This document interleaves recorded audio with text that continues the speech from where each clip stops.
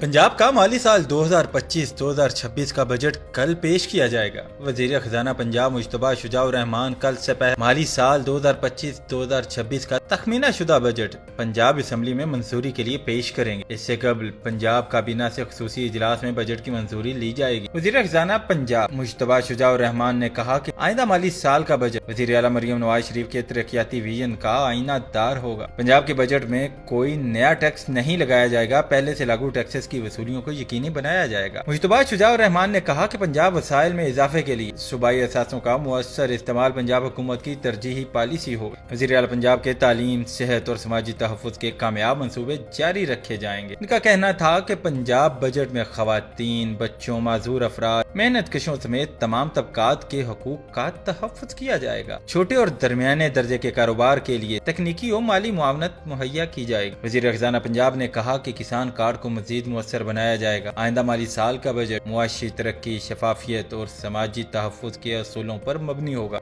Budget में तरक्याती कामों को तरजीह दी जाएगी। मुश्तबा शुजाउर रहमान का मजीद कहना था कि पंजाब के पसमानदा अजला खुसूसन जनूबी पंजाब पर खुसूसी तवज्जो दी जाएगी। पंजाब का आइंदा बजट भी अवाम दोस्त बजट होगा।